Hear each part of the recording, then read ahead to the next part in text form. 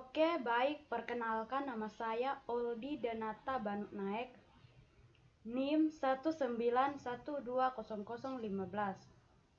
Di sini saya akan membuat tutorial atau menjelaskan analisis tentang menganalisis sebuah website, tugas makalah dari Ibu Lia.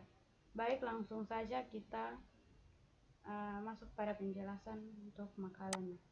Di sini saya akan membuat makalah analisis suatu antarmuka pada perancang website dalam konten IMK yang terkait dengan faktor user interface,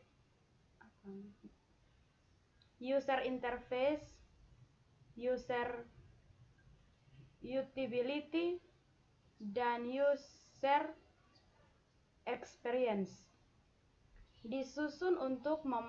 Makalah ini disusun untuk memenuhi UTS mata kuliah interaksi manusia dan komputer. Dosen pengampu Mardalia Saitakela, Eskom MT. Oke, di sini nama saya NIM kelas Prodi. Langsung saja kita masuk kepada kata pengantar.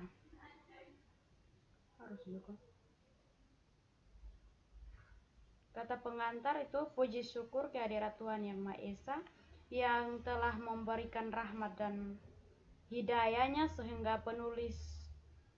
saya dapat menyelesaikan tugas makalah yang berjudul analisis suatu antarmuka pada perancang website dalam konten IMK yang terkait dengan faktor user interface, user usability, dan user experiment.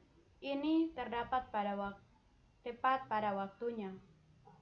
Penulis mengucapkan terima kasih kepada Ibu Mardalia Saitakela, Eskom MT, selaku dosen interaksi manusia dan komputer yang telah memberikan tugas ini, sehingga dapat menambahkan pengetahuan dan wawasan sesuai dengan bidang studi yang penulis tekuni. Kupang 20. Ya, ini kata pengantar, yaitu terdapat cover, ini daftar isi. Di dalam daftar isi itu ada cover, kata pengantar, daftar isi, bab 1 pendahuluan, 1.1 latar belakang, 1.2 rumusan masalah, 1.3 tujuan pembahasan. Bab 2 pembahasan, 2.1 pengertian user interface dan usability dan experience.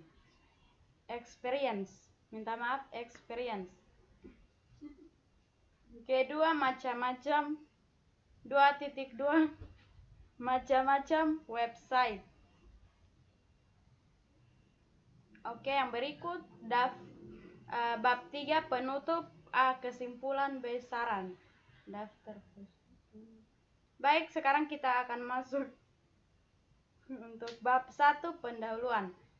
1.1 yaitu latar belakang. Sekarang ini web telah begitu populer di berbagai kalangan di masyarakat karena mereka menggunakan web sebagai media untuk mencari informasi dalam kehidupan sehari-hari. Web dibangun dengan berbagai fungsi dan berbagai kebutuhan sesuai dengan kepentingan dan keinginan yang membuatnya.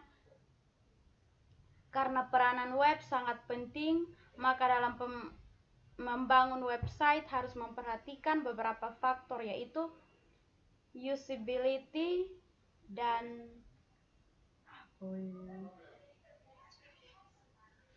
experience dan user interface. Tujuan utama adalah dalam pembuatan website adalah menyebarkan informasi. Oleh karena itu, sebuah website harus diakses oleh pengguna. 1.2 itu rumusan masalah. Apa di dalam rumusan masalah itu membahas tentang apa itu user interface, apa itu user usability dan experience. 1.3 yaitu tujuan penulisan. Tujuan penulisan dari user interface. Tujuan pertama dari user interface. Kedua, usability. Ketiga, experience. Oke. Sekarang kita akan masuk kepada bab 2 pembahasan. 1.2.1 itu pengertian user interface. User interface merupakan bagian visual dari website, aplikasi software atau divisi hardware yang memastikan bagaimana seorang user berinteraksi dengan aplikasi atau web tersebut, serta bagaimana informasi ditampilkan di layarnya. User interface sendiri menggabungkan konsep desain visual, desain interaksi, dan struktur informasi. Tujuan dari user interface adalah untuk meningkatkan usability dan tentunya user experience. 2.2 pengertian user usability. Usability adalah atribut kualitas user interface yang berapa mudah user interface tersebut digunakan. Pada usability memiliki metode yang menunjukkan untuk meningkatkan kemudahan pengguna dalam proses design. Pengertian lain dari usability ialah kemampuan yang dimiliki sebuah aplikasi dengan mudah digunakan dan tujuan penggunanya sesuai keinginan oleh pengguna. Yang berikut 5 komponen kualitas, yaitu learnability, yaitu ketika user baru mempelajari atau berinteraksi dengan design, seberapa mudah user menyelesaikan tugas-tugas dasar. Yang kedua, B, efficient. Setelah user mempelajari design, seberapa cepat user melakukan tugas. Yang ketiga, memorability. Seberapa mudah user mahir kembali dan menggunakan design ketika user tidak menggunakan design dalam rentang waktu yang lama. Kita akan masuk kepada bagian 2.2 pengertian user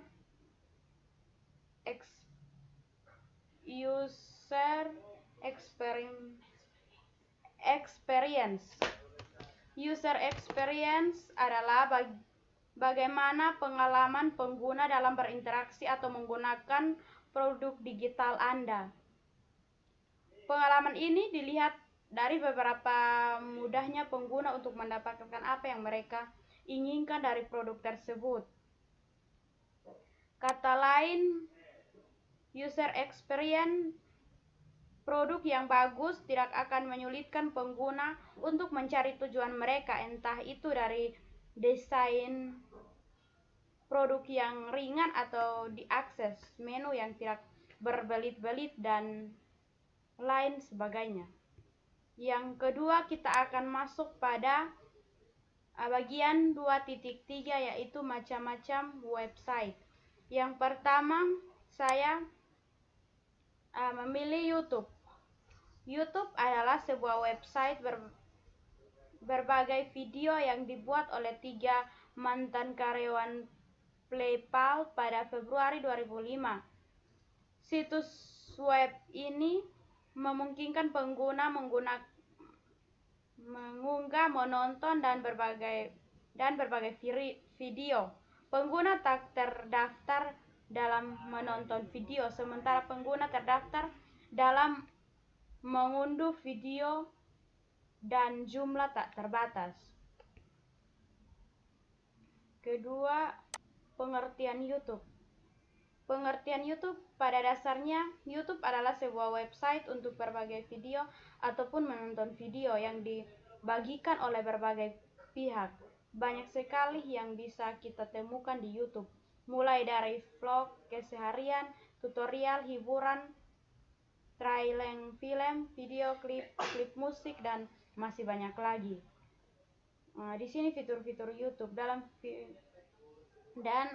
manfaat YouTube.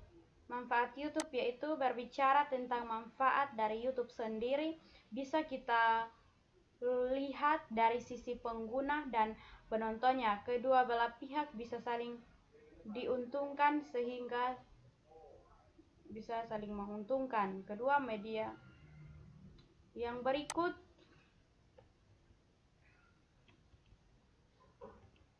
kelebihan dan kekurangan YouTube.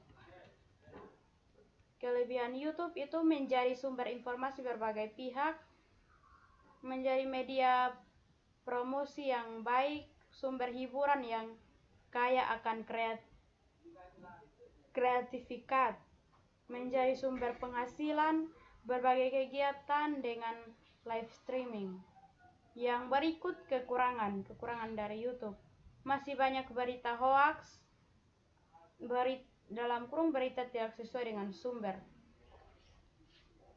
Hal ini memang cepat terjadi di YouTube. Masih ada pihak-pihak yang tidak bertanggung jawab dengan menebar fitnah mungkin.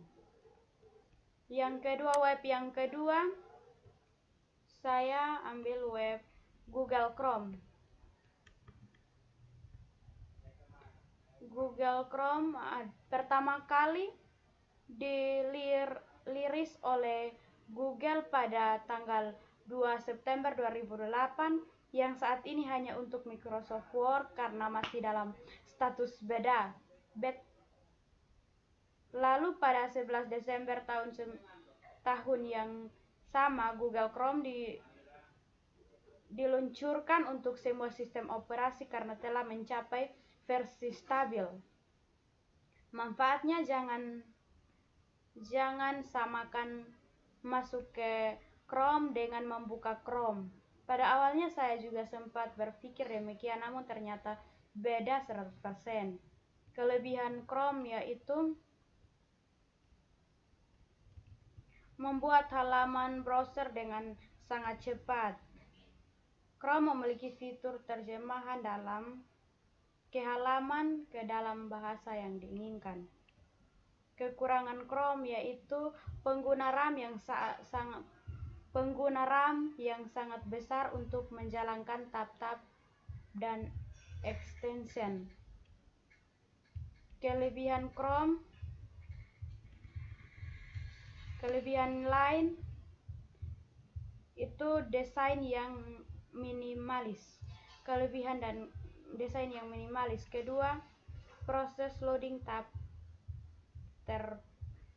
terpisah. Yang website yang ketiga yaitu saya memilih menggunakan Facebook.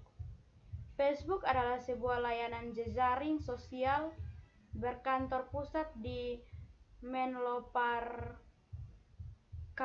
California, Amerika Serikat yang diluncurkan pada bulan Februari 2004. Per September 2012, Facebook memilih lebih dari 1 miliar pengguna aktif. Lebih dari separuhnya menggunakan telepon genggam. 7 manfaat Facebook bagi kehidupan Anda itu menyehatkan jantung, menyediakan lapangan kerja, meningkatkan pekerjaan diri, meningkatkan harga sehat, meningkatkan produktivitas dan membantu anak sekolah lulus, membantu menemukan jodoh. Jadi bagi siapa yang mau mencari jodoh, langsung saja ke Facebook. Kelebihan Facebook membantu kita untuk mendapat teman yang banyak.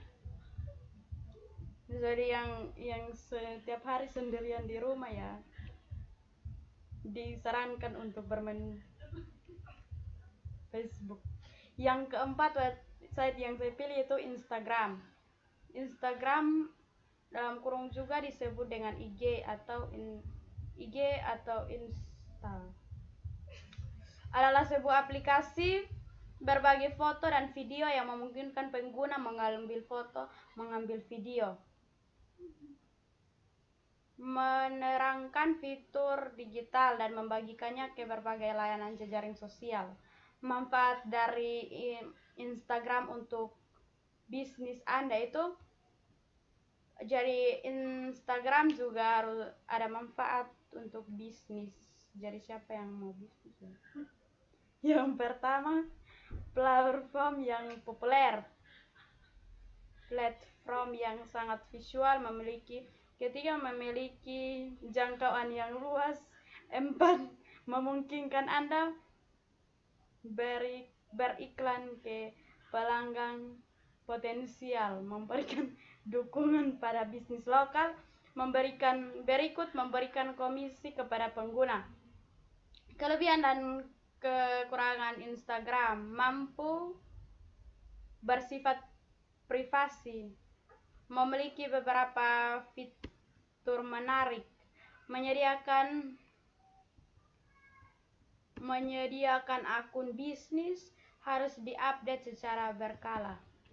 Website yang kelima, Twitter. Twitter adalah layanan jejaring sosial dan microblog daring yang memungkinkan penggunanya untuk mengirim dan membaca pesan berbasis teks sehingga 140 dikenal dengan baik. Berikut kelebihan dari Twitter. Kelebihan dari Twitter: yang pertama, alat komunikasi yang cepat dan tangkap. Kedua, semua orang bisa mengikuti orang lain kecuali di blog. Ketiga, tak perlu login untuk mendapatkan update karena bisa menggunakan pembaca RSS. Navigasi yang mudah dan tampil secara sederhana. Pengguna yang memiliki banyak pengikut atau berpotensi mendatangkan iklan sehingga bisa menguntungkan penggunanya, dan lain sebagainya. Yang berikut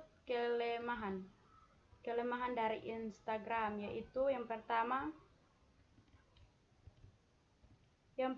terbatas, itu menentukan orang-orang pengirim pesan singkat balasan langsung.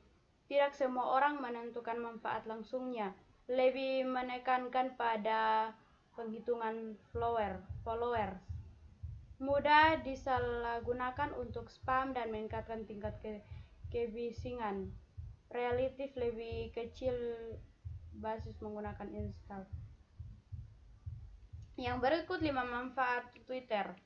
Dalam membangun kemampuan menulis itu mendapatkan referensi yang up to date. Wow. Informasi yang Anda butuhkan bahkan lebih cepat sampai di timelines, meningkatkan kreativitas. Sangat menarik, bukan?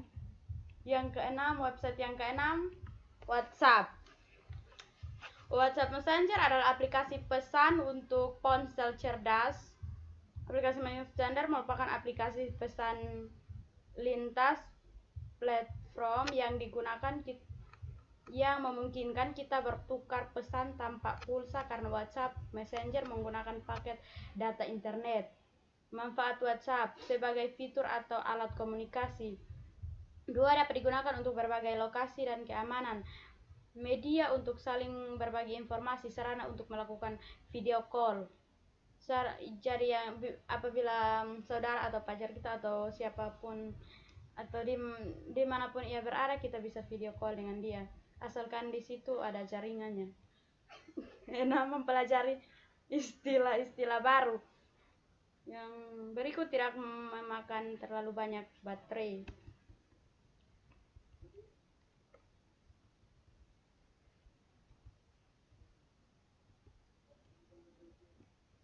Yang website yang berikut saya memilih Google Meet.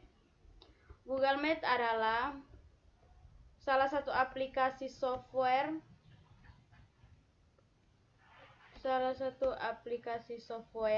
yang dapat dimanfaatkan untuk tetap produktif dalam bekerja meski dilakukan di rumah. Google Meet terinteraksi dengan G Suite yang memungkinkan pengguna untuk dapat bergabung langsung dari kalender atau undangan yang dikirim via email.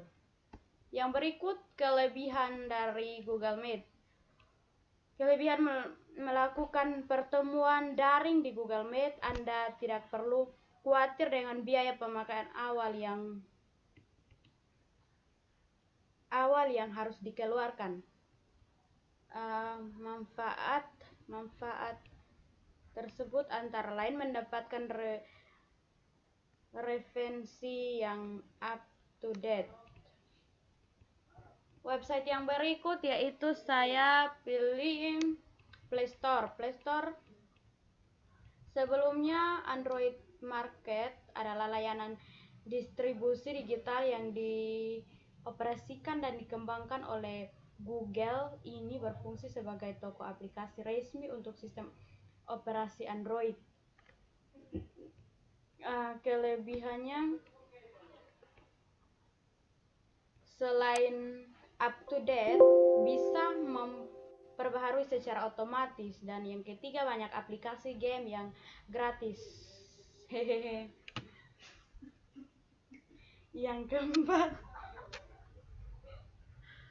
kemudahan pada mengakses dan proses download. Yang kelima, satu akun dengan Google Email mempunyai banyak pilihan. Kekurangannya, jika telah memperbaharui akan memilih penyimpanan yang semakin besar. Banyak aplikasi yang mempunyai ukuran yang besar, terutama game-game yang terkenal. Yang kesembilan itu, saya memilih website Detik.com. Detik.com adalah sebuah portal web yang berisi berita dan artikel daring di Indonesia. Berbeda dari situs-situs berita berbahasa Indonesia lainnya, Detik.com hanya mempunyai edisi daring dan menggunakan pendapatan dari berbagai iklan. Kelebihannya yaitu informasi yang cepat dalam memberikan informasi yang didapat dari masyarakat. Dalam hal ini, up to date dilakukan dalam waktu 24 jam secara terus-menerus.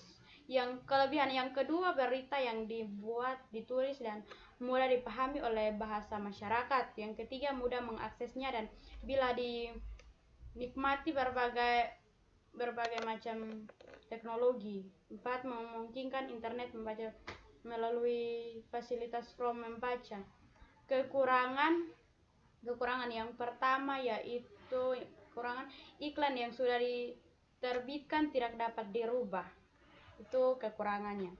Yang ke-10, episode yang ke-10, internet backing. Keuntungan mempunyai jangkauan yang luas. 2, Bank BRI punya akses saksi bagi masyarakat di berbagai negara. Yang ketiga, jangkauan beragam nasabah. Yang keempat, bank ini memastikan masyarakat dari berbagai lokasi bisa membuka rekening baik di unit kerja BRI terkait atau melalui aplikasi Brimo. Itu kelebihannya. Kekurangannya yaitu yang pertama, tidak gratis. Kedua, kamu tahu kan, kalau nasabah di bank berarti kamu sama saja menitipkan uang, tapi di sebuah lembaga resmi yang dipercaya. Tentu saat kamu mau menabung di bank tidaklah gratis. Ketiga, tabung sulit berkembang. Keempat, berbeda dengan investasi. Keempat, ada limit transaksi. Ingat ya.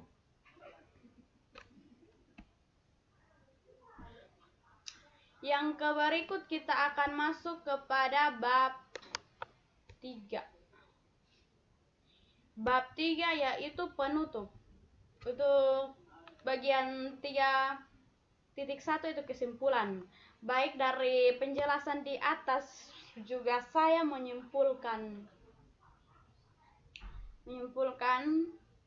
bahwa dari semua pembahasan di atas kita tahu bahwa user interface merupakan bagian visual dari website, aplikasi software atau hardware yang memastikan bagaimana seorang user berinteraksi dengan aplikasi atau website tersebut, serta bagaimana informasi ditampilkan di layanannya. Dan juga usability adalah atribut kualitas user interface yang beberapa mudah user interface tersebut digunakan pada usability memiliki metode yang merujuk untuk meningkatkan kemudahan pengguna dalam proses daring. Yang berikut saran. Yang masuk pada 3.2 itu saran. Saran dari saya itu, apabila ada kekurangan atau ada sedikit kesalahan dari kata-kata saya atau dari makalah saya, mohon maaf untuk Bapak atau Ibu yang dapat memberikan saran kepada saya. Harap kalian bisa memberikan balik kepada saya karena makalah ini masih jauh dari kata sempurna. Oke, baik, terima kasih.